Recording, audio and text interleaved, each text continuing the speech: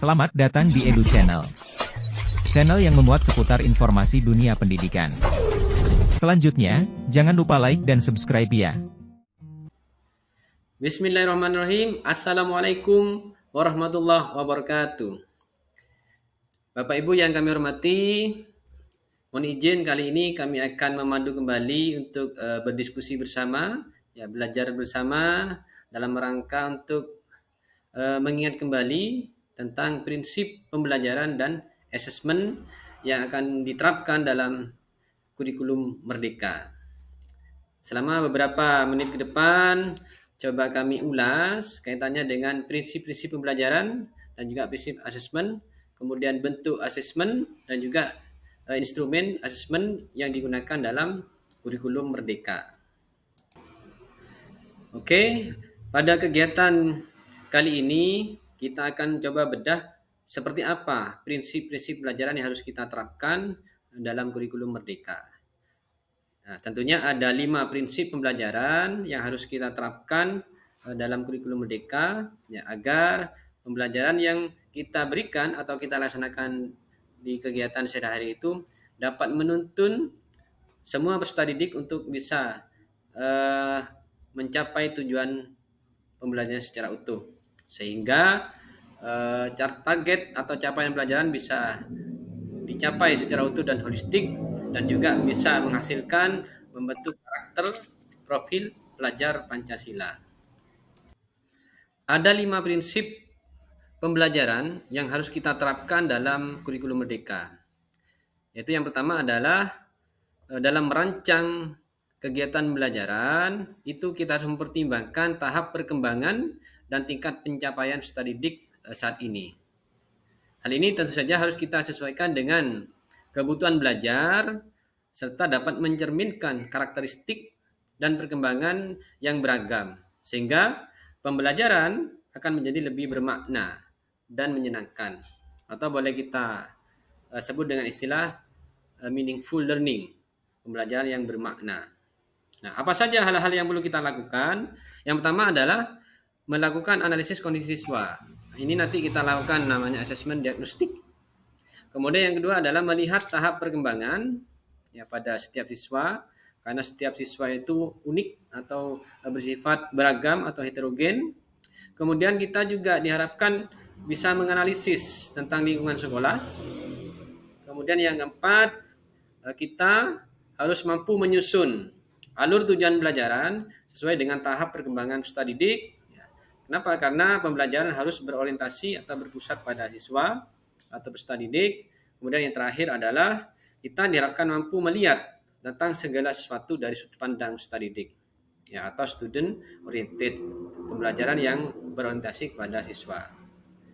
Sebaliknya, hal-hal yang harus kita tinggalkan dalam penerapan kurikulum Merdeka, yaitu kita tidak boleh langsung menerapkan modul ajar tanpa melihat kebutuhan siswa. Makanya kita harus memapping dulu tentang kebutuhan belajar pada setiap siswa. Tidak boleh langsung kita melakukan modul.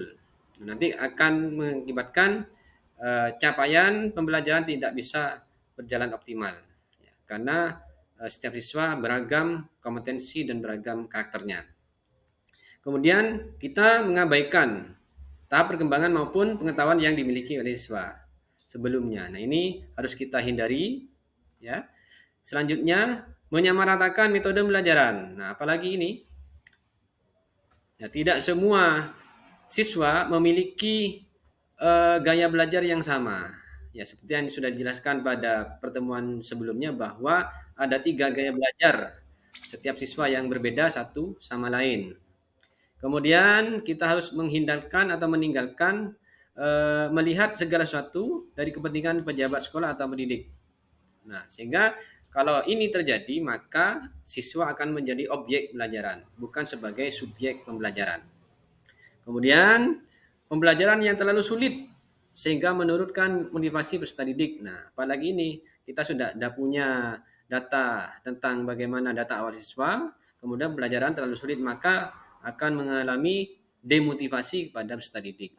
Kemudian yang terakhir, pembelajaran terlalu mudah sehingga tidak menantang. Dan siswa akan merasa cepat bosan karena sudah bisa.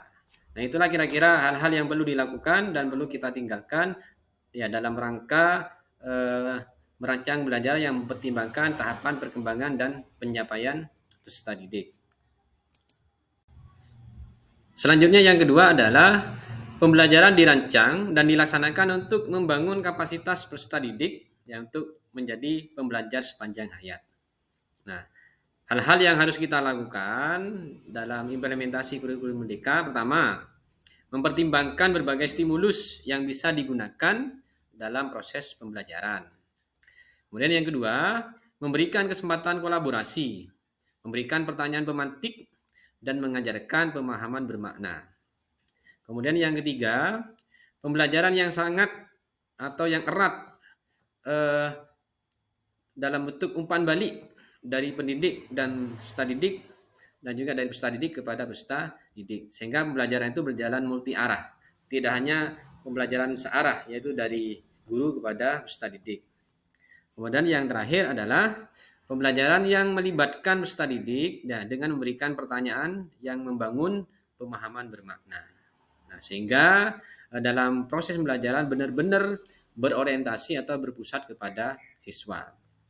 Nah, sebaliknya, hal-hal yang harus kita tinggalkan yaitu kita tidak boleh hanya selalu memberikan pemaparan dalam bentuk ceramah dan instruksi tugas. Ya, atau metode yang monoton. Selanjutnya kita tidak boleh memberikan pertanyaan selalu dalam bentuk soal dan dinilai benar atau salah tanpa ada umpan balik atau tanpa ada gagasan yang bisa disampaikan oleh peserta didik. Dan terakhir, kita tidak boleh memberikan porsi paling banyak pada asesmen sumatif dan ujian tes akhir. Selanjutnya yang ketiga, proses pembelajaran mendukung perkembangan kompetensi dan karakter peserta didik secara holistik.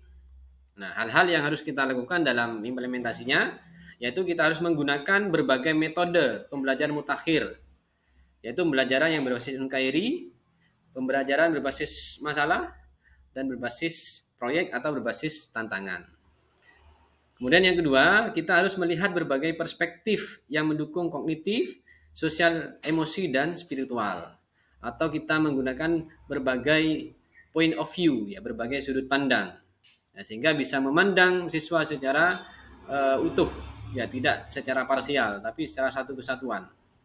Kemudian yang terakhir, yang ketiga adalah melihat profil Pancasila sebagai target akhir yang harus dimiliki oleh peserta didik yang akan menyelesaikan atau menuntaskan pendidikan di satuan pendidikan yang sedang ditempuh. Selanjutnya hal-hal yang harus kita tinggalkan. Nah, yang pertama adalah menggunakan satu metode yang monoton. Kemudian kita hanya menggunakan satu perspektif, misalkan hanya melihat kemampuan dari kognitif, ya, tanpa melihat dari dari psikomotorik ataupun dari afektifnya. Kemudian yang tidak boleh harus kita lakukan, yang harus kita tinggalkan adalah melihat profil Pancasila sebagai suatu yang harus diajarkan dan dihafal. Ya, tidak boleh. Tapi profil pelajaran Pancasila harus diimplementasikan sehingga menjadi karakter dari peserta didik dalam kehidupan nyata sehari-hari. Yang keempat adalah pembelajaran yang relevan, yaitu pembelajaran yang dirancang sesuai dengan konteks, lingkungan dan budaya peserta didik, dan juga melibatkan orang tua dan masyarakat sebagai mitra. Ya, artinya trisentra pendidikan itu berjalan secara sinergis bersama-sama, yaitu masyarakat, sekolah, dan orang tua. Nah, hal-hal yang perlu dilakukan, ya antara lain yang pertama adalah pembelajaran yang berhubungan dengan konteks dunia nyata dan menjadi daya tarik peserta didik untuk belajar. Atau kalau boleh kita ringkas, pembelajaran harus kontekstual yang bisa menarik minat dan motivasi belajar peserta didik atau siswa. Kemudian yang kedua adalah melibatkan orang tua ya dalam proses belajar dengan komunikasi dua arah dan saling memberikan umpan balik. Ya, saling memberikan ide-ide, masukan-masukan yang bersifat konstruktif dalam rangka perbaikan berkelanjutan atau continuous quality improvement. Kemudian yang tiga, memberdayakan masyarakat sekitar ya, sebagai narasumber primer maupun sekunder dalam proses pembelajaran. Sehingga pembelajaran tidak hanya monoton hanya di sekolah, tapi menggunakan banyak sumber. Salah satunya adalah langsung terjun kepada lingkungan sekitar atau masyarakat. Kemudian hal-hal yang harus kita tinggalkan. Yang pertama adalah belajar dengan konteks yang tidak relevan atau tidak menarik, sehingga peserta akan bosan. Ya. Kemudian komunikasi dengan orang tua murid hanya satu arah, hanya menagih kewajiban saja tanpa memberikan haknya untuk menanyakan seperti apa kira-kira progresnya dan seperti apa yang seharusnya didapatkan oleh peserta didik dan kedua orang tuanya. Kemudian interaksi dengan murid hanya memberikan dan menagih tugas, ya, tanpa ada umpan balik. Ya. Yang terakhir, peserta didik tidak hanya tidak punya akses langsung untuk terlibat atau melibatkan diri dalam masyarakat setempat. Nah, padahal ini penting, ya, berlatih, ya, bagaimana peserta didik bisa menerapkan ilmunya dalam kondisi nyata, dalam dunia nyata. Yang terakhir, yang kelima, yaitu prinsip pembelajaran harus berorientasi pada masa depan yang berkelanjutan. Nah, hal-hal yang harus kita lakukan, yang pertama adalah umpan balik yang terus-menerus. Nah, sehingga ada monitoring. Jika kita mengetahui proses dari awal, tengah, sampai akhir dari proses pembelajaran pada peserta didik. Kemudian yang kedua, pembelajaran yang membangun pemahaman bermakna, yaitu dengan memberi dukungan yang lebih banyak di awal, sebagai modalitas awal support kita, ya, untuk kemudian perlahan kita lepas sedikit demi sedikit dukungan tersebut, ya, untuk akhirnya menjadi pelajar yang mandiri. Ya, kita hanya memberikan di depan hanya sebagai stimulus dalam rangka meningkatkan semangat dan motivasi untuk belajar. Kemudian yang ketiga, kita sebagai pendidik, ya, melakukan berbagai inovasi terhadap metode dan strategi pengajaran. Ya, kita sebagai pendidik harus mengembangkan kompetensi profesional dan kompetensi pedagogik, ya, dalam rangka menuntun dan mengawal, membimbing, mengarahkan siswa menemukan bakat, minat, dan passionnya masing-masing. Kemudian yang keempat, ya, kita harus mengajarkan keterampilan abad 21 atau 4C, yaitu critical thinking, kreatif, komunikatif, dan kolaboratif. Ya, punya kemampuan dalam memecahkan masalah, metakognisi, berkomunikasi, berkolaborasi, inovasi kreatif, dan literasi informasi. Itulah 4 hal yang harus kita lakukan dalam kegiatan pembelajaran sehari-hari. Nah, sebaliknya, hal-hal yang harus kita tinggalkan, yaitu satu, proses pembelajaran bertujuan pada tes atau ujian akhir, tanpa melihat pembelajaran prosesnya dari awal, sehingga tidak authentic assessment, hanya melihat pada akhirnya saja. Kemudian yang kedua yang harus kita hindari, pembelajaran dengan kegiatan yang sama dari tahun ke tahun, tanpa adanya inovasi, tanpa adanya pengembangan ke arah perbaikan, ya, tanpa melihat kodrat keadaan pada siswa, itu kodrat zaman dan kodrat alam. Kemudian yang ketiga, kita tidak boleh hanya sebatas mengetes atau menilai keterampilan abad 21 tanpa mengajarkan keterampilannya. Nah, itulah kira-kira 5 prinsip pembelajaran yang harus kita lakukan dan hal-hal yang harus kita tinggalkan dalam penerapan di pembelajaran kurikulum Merdeka.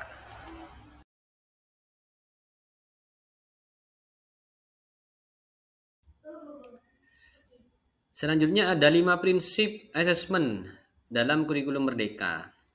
Yang pertama adalah asesmen merupakan bagian terpadu dari proses pembelajaran.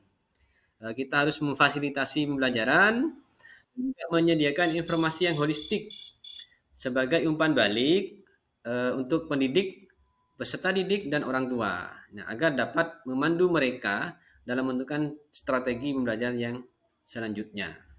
Nah, tentunya ada hal-hal yang harus kita lakukan. Yang pertama adalah asesmen merujuk pada kompetensi yang di dalamnya tercakup ranah sikap, pengetahuan, dan keterampilan. Itu harus menjadi satu kesatuan, tidak dipisah-pisah. Yang kedua, asesmen dilakukan terpadu dengan pembelajaran. Ya, makanya nanti pembelajaran yang dalam proses, kemudian pembelajaran sampai di akhir proses. Yang ketiga, melibatkan peserta didik dalam melakukan asesmen. Ya, harus dua arah, harus ada umpan balik. Kemudian yang keempat adalah pemberian umpan balik dilakukan dengan mendeskripsikan usaha terbaik ya dalam rangka menstimulasi pola pikir untuk bertumbuh dan memotivasi peserta didik. Sebaliknya, hal-hal yang harus kita hindari ya, yang pertama adalah asesmen pada ranah sikap, pengetahuan dan keterampilan yang dilakukan secara terpisah. Nah, karena bukan lagi kita ada di kurikulum K13, kalau K13 kemarin kan masih terpisah. Nah, kalau di kurikulum Merdeka, ya 3 ranah itu harus berjalan secara beriringan atau berjalan satu kesatuan. Yang kedua, asesmen dilakukan secara terpisah dari pembelajaran. Nah, kemudian yang ketiga, asesmen hanya dilakukan oleh pendidik. Ya, sehingga tidak ada umpan balik, hanya satu arah saja. Kemudian kita harus menghindari umpan balik berupa kalimat pujian yang pendek. Ya, sebagai contoh misalkan bagus, keren, pintar, pandai dan seterusnya.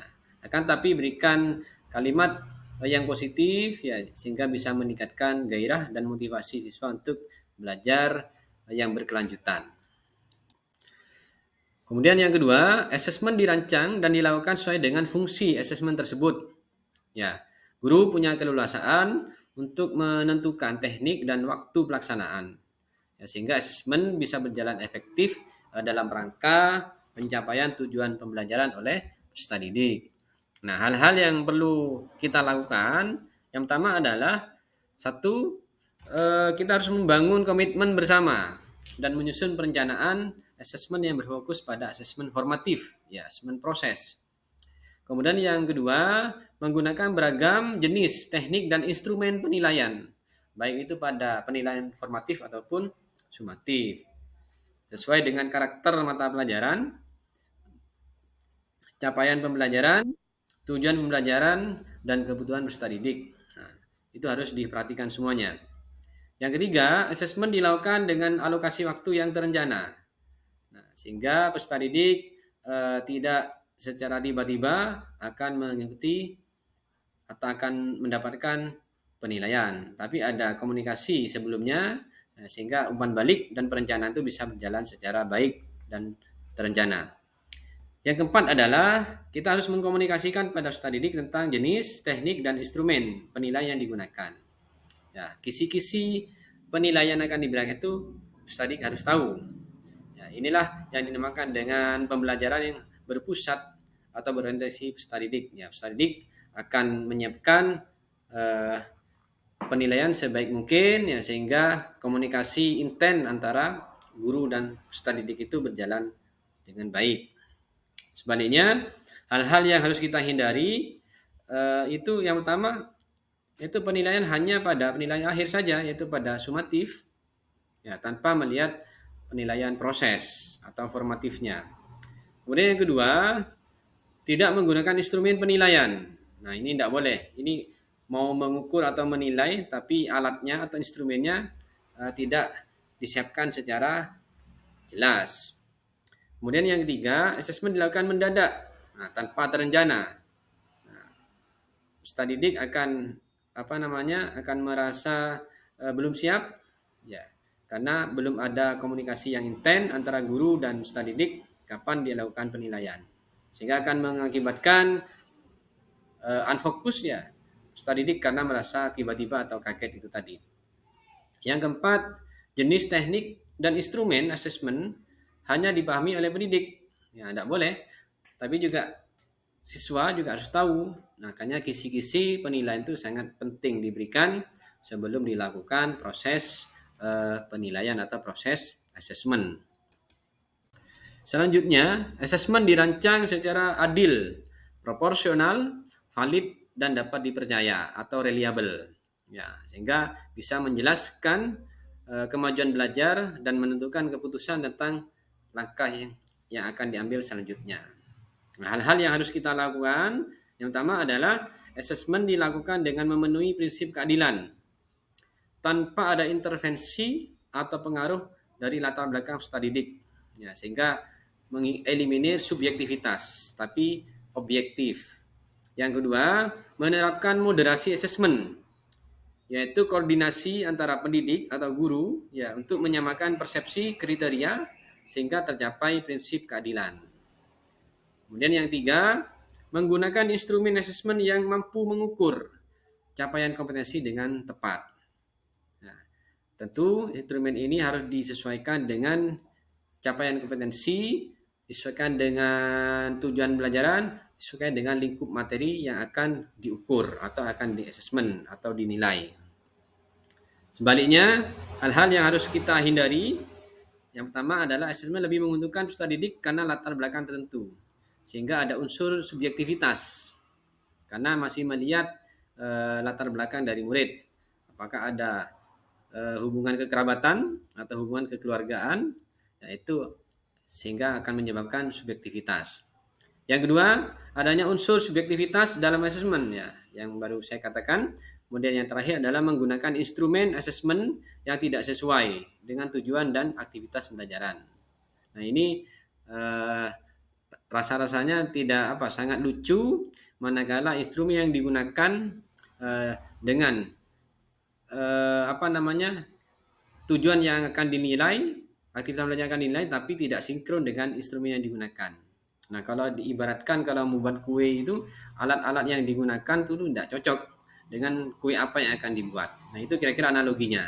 Nah, makanya dalam penilaian ini harus adil, proporsional, valid, dan reliable. Ya, terutama pada instrumen yang digunakan. Kemudian yang keempat adalah laporan kemajuan belajar dan pencapaian peserta didik bersifat sederhana dan informatif, memberikan informasi yang bermanfaat tentang karakter, kompetensi yang dicapai, serta strategi untuk melakukan tindak lanjut. Nah, hal-hal yang harus dilakukan oleh kita sebagai pendidik, yang pertama, asesmen harus jelas dan mudah dipahami oleh semua pihak. Yang kedua, ketercapaian kompetensi dituangkan dalam bentuk angka dan deskripsi.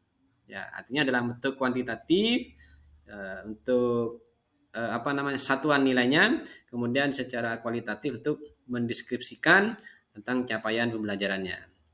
Yang ketiga, laporan kemajuan belajar hendaknya didasarkan pada bukti dan pencatatan perkembangan kemajuan belajar peserta didik.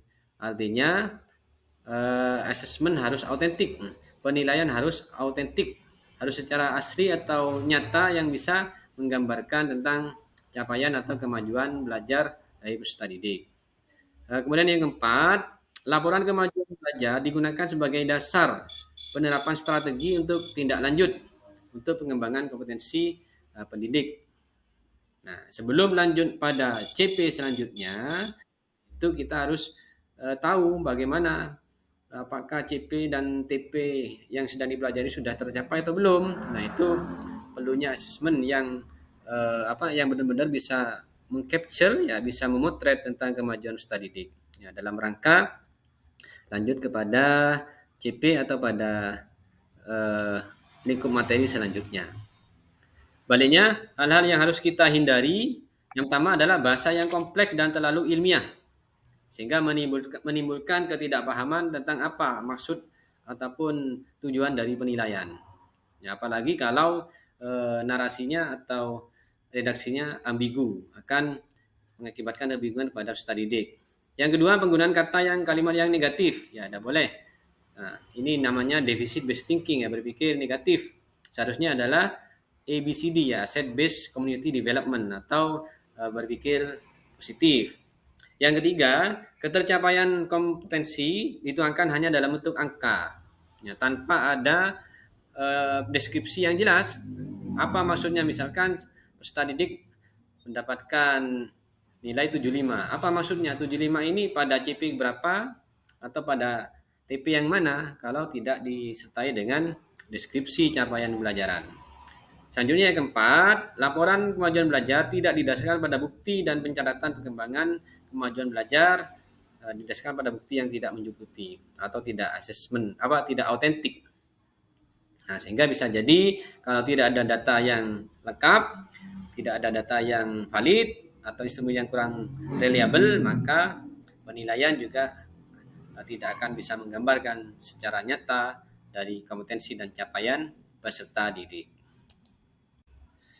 Kemudian yang terakhir adalah hasil asesmen digunakan oleh peserta didik, pendidik, dan tenaga pendidikan dan orang tua sebagai bahan refleksi untuk meningkatkan mutu pembelajaran.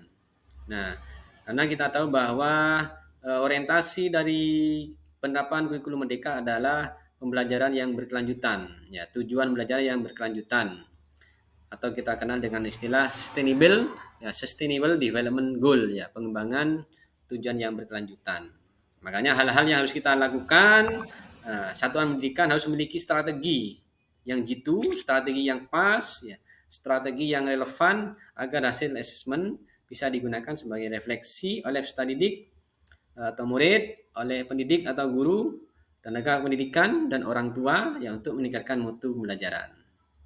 Dan sebaliknya yang harus kita tinggalkan adalah hasil asesmen yang dijadikan data dan tidak ditindaklanjuti untuk meningkatkan mutu pembelajaran.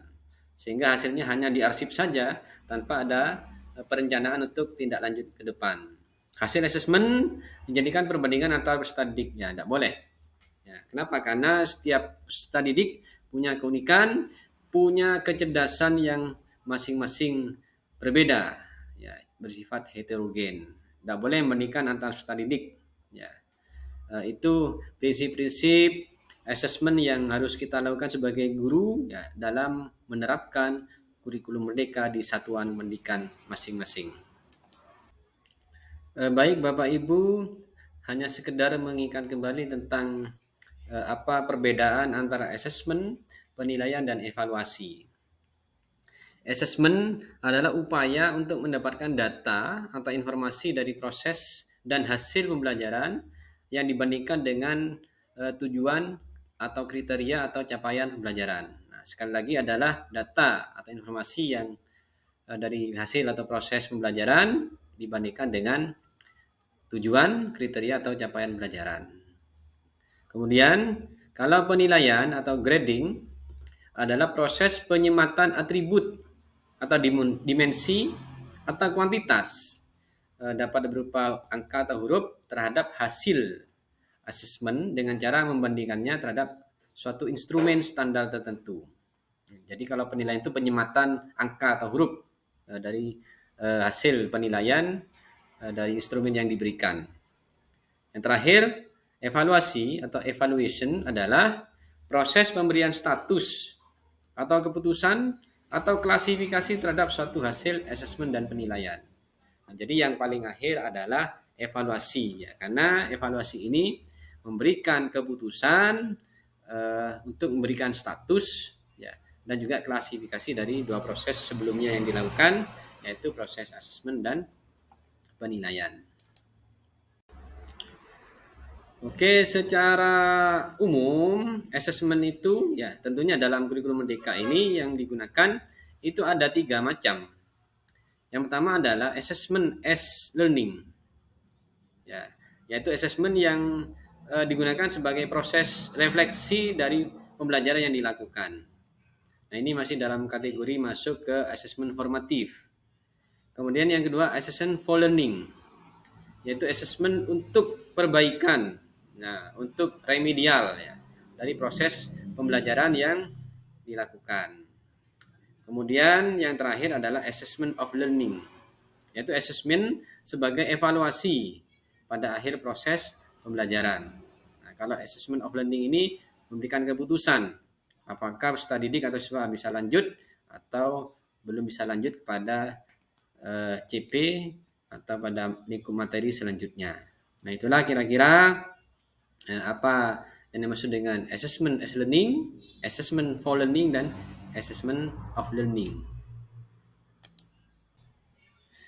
Oke, selanjutnya assessment yang dilakukan di satuan pendidikan itu ada 3 macam. Yang pertama adalah assessment diagnostik.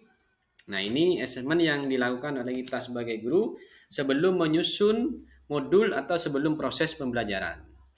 Jadi, seperti yang dikatakan sebelumnya bahwa sebelum pembelajaran, sebelum modul diberikan kepada anak-anak, kita juga harus sudah punya data, sudah harus bisa mendiagnosa tentang satu, karakteristik peserta didik, yang kedua, kebutuhan peserta didik, kemudian yang ketiga adalah gaya belajar, kemudian tipe-tipe kecerdasan, dan lain-lain tentang kondisi peserta didik. Itu harus kita diagnosa di awal. Ini yang dimakan dengan asesmen diagnostik.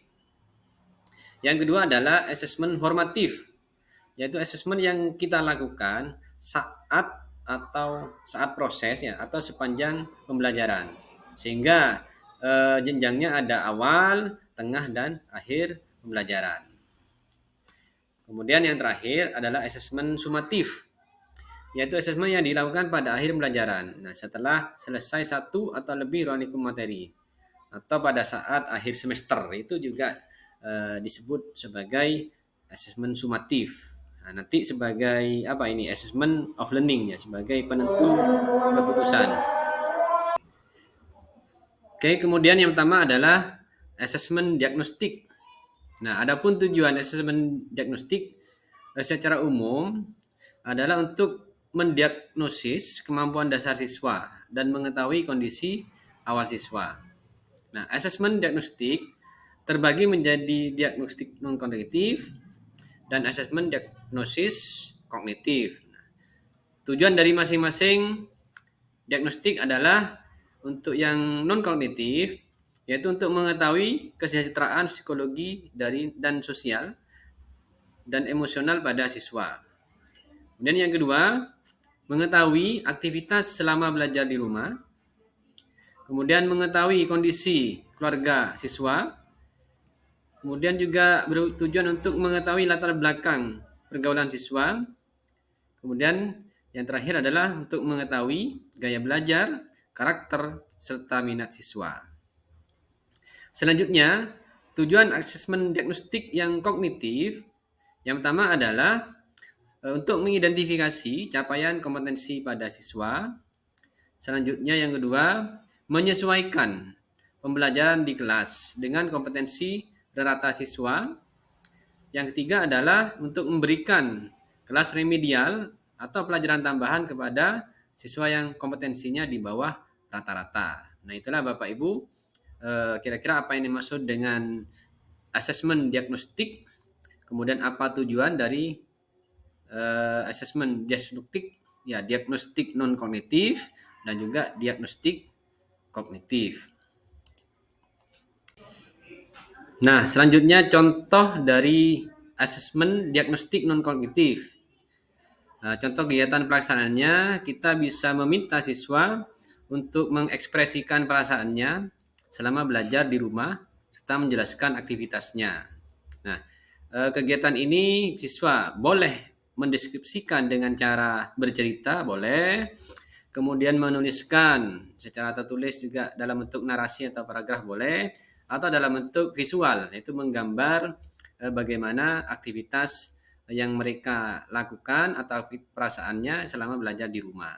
Nah, sehingga ini bisa menggambarkan sesuai dengan gaya belajar mereka dengan bakat minatnya, apakah secara linguistik, bercerita, kemudian menulis atau menggambar. Nah, anak-anak bebas memilih ketiga tadi ya, untuk mengekspresikan perasaannya selama belajar di rumah. Nah, ini contoh kegiatan pelaksanaan asesmen diagnostik non kognitif.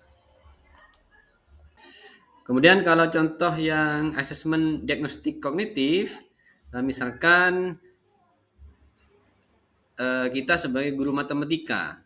Nah, asesmen awal yang kita lakukan kepada siswa sebelum menerapkan modul pembelajaran, misalkan tujuan belajarnya adalah tentang menjelaskan dan menentukan panjang, ya, termasuk jarak, berat, dan waktu dalam satuan baku yang berkaitan dengan kehidupan sehari-hari.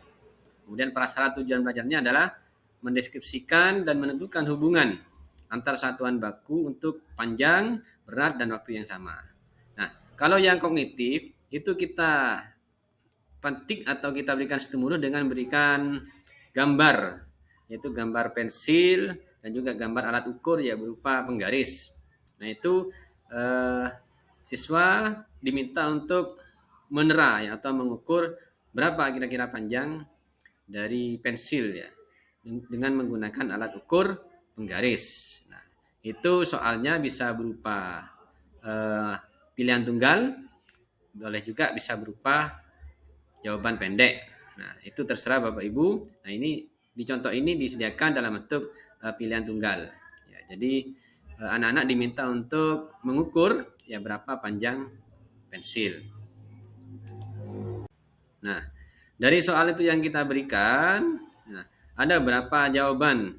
Nah, jawaban itu nanti kita deskripsikan. Ya, misalkan anak menjawab betul, itu jawaban paham utuh. Artinya apa? Artinya tindak lanjutnya pembelajaran dapat dilanjutkan kepada KD berikutnya. Ya, tentang hubungan antar satuan baku misalkan. Nah, itu kalau anak bisa menjawab secara benar, ya. Itu skornya adalah paham utuh. Kemudian yang kedua, paham sebagian. Kemudian yang tiga, tidak paham. Ya, apa tindak lanjutnya? Yaitu kita memberikan pembelajaran remedial, ya, dengan menekankan pada cara mengukur panjang, ya, panjang pensil tersebut dengan menggunakan alat ukur baku, yaitu menggunakan penggaris atau mistar. Nah, itu remedial atau remedi perbaikan yang kita berikan kepada murid manakala jawabannya itu masih dalam kategori atau dalam skor paham sebagian. Contoh misalkan belum bisa mengukur secara tepat, nah kemudian juga tidak seimbang, belum tepat menentukan satuan ya, dari hasil pengukurannya. Itu boleh kita memberikan pembelajaran remedi ya, terkait soal yang kita berikan. Nah, setelah di awal tadi kita melakukan asesmen diagnostik ya untuk persiapan pembelajaran penerapan modul, maka selanjutnya adalah tentang bagaimana konsep asesmen formatif. Nah, asesmen formatif adalah asesmen yang bertujuan untuk memberikan informasi atau umpan balik bagi pendidik dan peserta didik untuk memperbaiki proses pembelajaran. Jadi asesmen ini dilakukan mulai dari awal pembelajaran, mulai dari tengah pertengahan pembelajaran sampai selesai pembelajaran. Itu kita melihat bagaimana informasi capaiannya. Itu namanya asesmen formatif. Nah, dalam implementasinya, metode evaluasi yang dilakukan untuk mengevaluasi proses pemahaman peserta didik atau murid, kebutuhan pembelajaran, dan kemajuan akademik selama pembelajaran. Itu mulai dari awal, tengah, dan sampai akhir pembelajaran. Kemudian asesmen formatif bertujuan untuk memantau proses pembelajaran pada murid atau peserta didik dan memberikan umpan balik yang berkala dan berkelanjutan. Karena pada asesmen ini selama proses pembelajaran, awal, tengah, sampai akhir. Kemudian kalau untuk murid atau peserta didik, nah asesmen formatif itu dapat membantu murid atau peserta didik mengidentifikasi kekuatan dan aspek mana yang perlu dikembangkan. Nah, makanya ada umpan balik itu, sehingga siswa bisa secara sadar mana yang seharusnya perlu dia telah ulang atau perlu dikembangkan atau perlu dipelajari kembali. Kemudian bagi guru dan sekolah, asesmen formatif itu berfungsi untuk memberikan informasi mengenai tantangan apa saja yang ditemui atau yang dihadapi siswa atau murid dalam proses pembelajaran proyek, sehingga dukungan yang memadai dapat diberikan. Ya, namanya proses berarti kita tahu hal-hal yang belum tercapai, kemudian apa rintangannya atau tantangannya, itu menjadi catatan untuk perbaikan selanjutnya. Kemudian asesmen formatif juga dapat diberikan oleh guru, ya, bisa oleh teman atau penilaian rekan sejawat atau penilaian diri oleh peserta didik atau murid, sehingga berbagai bentuk atau instrumen penilaian atau asesmen itu kita berikan, yaitu dalam rangka apa? Supaya kita mendapatkan data, mendapatkan informasi secara utuh, ya, secara holistik tentang kondisi dan perkembangan capaian belajar peserta didik atau murid. Selanjutnya yang ketiga tentang apa itu asesmen sumatif. Nah, asesmen sumatif adalah penilaian yang dilakukan pada setiap akhir satu satuan waktu untuk memastikan ketercapaian seluruh tujuan pembelajaran. Nah, asesmen sumatif ini assessment of learning, ya, dalam rangka memberikan keputusan, ya, dalam rangka mengevaluasi apakah sudah tercapai atau belum dari tujuan pembelajaran yang ditetapkan. Nah, dalam asesmen sumatif, metode evaluasi yang dilakukan adalah terletak pada akhir pembelajaran. Boleh di akhir ruang lingkup materi atau materi boleh, atau boleh di akhir semester atau akhir fase juga boleh. Ya. Kemudian, asesmen sumatif seringkali memiliki taruhan tinggi, ya, karena berpengaruh terhadap nilai akhir murid, ya, sehingga diprioritaskan murid daripada asesmen formatif. Nah, ini tentu saja menjadi perhatian bagi murid atau peserta didik karena dianggap sebagai penentu, ya, keputusan apakah murid yang bersangkutan dapat melanjutkan ke fase berikutnya atau ke jenjang berikutnya atau tidak. Karena sebagai justifikasi, ya, dari proses pembelajaran.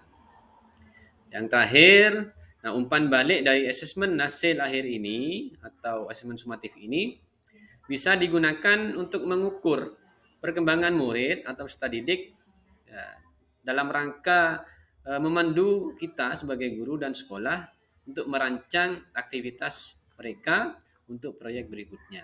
Nah, sekali lagi, asesmen sumatif itu dilakukan di akhir, ya, di akhir bisa di lingkup materi, bisa di akhir akhir CP atau akhir semester atau bahkan di akhir tahun. Nah, itu yang menjadi poin penting dalam asesmen sumatif. Nah, kira-kira bagaimana keterkaitan antara asesmen formatif dan sumatif di layar atau di slide dapat kita simak bersama. Keduanya ada irisan, ya, ada interkoneksi. Ya, salah satunya adalah asesmen formatif dan sumatif merupakan cara yang paling tepat untuk menilai pembelajaran murid.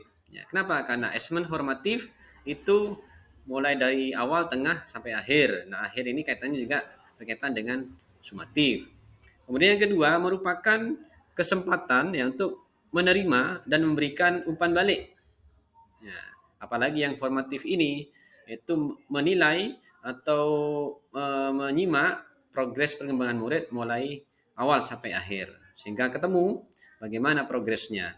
Apakah mengalami kemajuan atau masih perlu bimbingan atau perlu remedi. Nah, akan didapatkan dari asesmen formatif, ya, sehingga di akhir di sumatif bisa ditentukan bagaimana tindak lanjutnya. Kemudian merupakan cara untuk mengevaluasi keefektifan pengajaran dan pembelajaran. Nah, ini sebagai langkah akhir, ya, bagian sumatif, ya. Apakah pembelajaran yang kita berikan itu sudah mencapai semua tujuan pembelajaran bagi peserta didik atau murid atau belum? Apakah sudah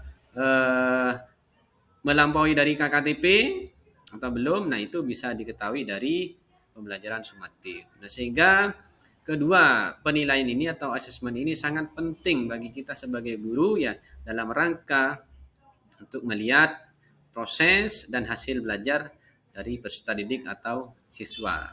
Nah, itu bisa Bapak Ibu simak sendiri kira-kira apa keterkaitannya, untuk guru itu apa, untuk murid atau peserta didik itu apa. Selanjutnya Bapak Ibu bisa menelaah sendiri pada bagian ini. Nah, yang saya sampaikan hanya irisan atau interkoneksi antara asesmen formatif dan asesmen sumatif.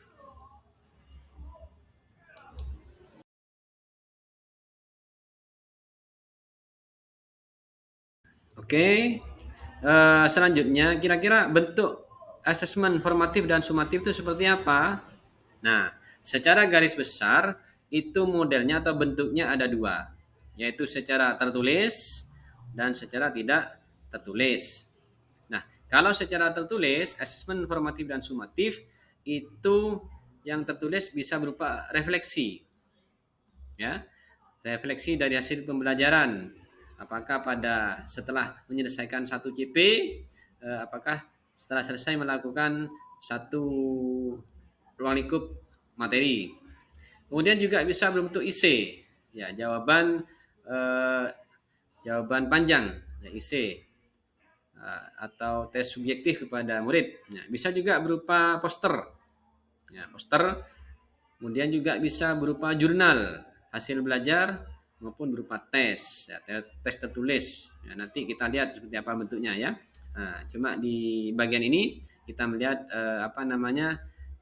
bentuk ya secara tertulis dan tidak tertulis. Selanjutnya yang tidak tertulis itu bisa berupa diskusi kelas. Ya, kita bisa menilai bagaimana keaktifan saat diskusi. Nah, bagaimana ini bisa kita menggunakan rubrik penilaian. Ya. Kemudian bisa berupa penilaian produk atau hasil karya siswa. Bisa juga performan atau presentasi. Nah, sama kita bisa menggunakan rubrik juga. Kemudian bisa berupa drama atau tes lisan. Nah, semuanya itu adalah macam-macam atau bentuk dari asesmen formatif dan sumatif, ya, secara tertulis dan tidak tertulis. Nah, selanjutnya pertanyaan, bolehkah kita menggunakan lebih dari satu? Ya, tidak apa-apa, malah bagus. Semakin banyak yang kita berikan, bisa dua-duanya, tertulis atau tidak tertulis, maka semakin lengkap pula data dan informasi kita mengenai perkembangan dari peserta didik. Ya, yang minimal kita melakukan satu saja tidak apa-apa. Ya, sekali lagi lebih dari satu akan lebih kaya akan data dan informasi berkaitan dengan data dan perkembangan peserta didik. Nah, ini kira-kira instrumennya atau alat asesmen formatif dan sumatif seperti apa? Nah, ini bisa berupa rubrik penilaian. Nah, bisa juga berupa checklist, bisa berupa catatan anekdotal ya, catatan anekdot, bisa juga berupa grafik perkembangan atau hasil pengamatan observasi, bisa berupa kinerja, ya, bisa berupa proyek, bisa berupa tertulis atau lisan, kemudian penugasan atau portofolio. Nah, ini disesuaikan dengan kira-kira apa yang akan kita ukur. Misalkan kalau akan mengukur dari ranah kognitif, berarti boleh kita menggunakan penugasan, tes tertulis, bisa berupa tes lisan itu kalau ingin mengukur kompetensi di ranah kognitif.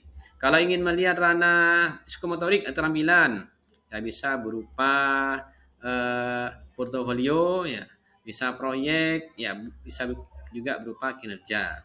Kalau mengukur afektif atau sikap, ya bisa menggunakan observasi. Nah, kita melihat mengobservasi peserta didik ya berkaitan dengan attitude, sikap dan perilakunya selama proses pembelajaran. Apakah itu pembelajaran di kelas ataupun pelajaran di luar kelas. Sehingga semuanya adalah satu kesatuan, yaitu ranah kognitif, psikomotorik, dan afektif. Ada ranah satu kesatuan yang tidak boleh terpisahkan, seperti pada pada kurikulum K13. Nah, kalau di kurikulum mereka itu satu kesatuan yang harus kita ukur secara terpadu, yaitu kognitif, psikomotorik, dan juga afektif. Nantikan video-video menarik lainnya seputar pendidikan di channel ini. Jangan ragu untuk memberikan masukan, pertanyaan, atau topik lain yang ingin kamu diskusikan. Terima kasih sudah menonton, sampai jumpa lagi.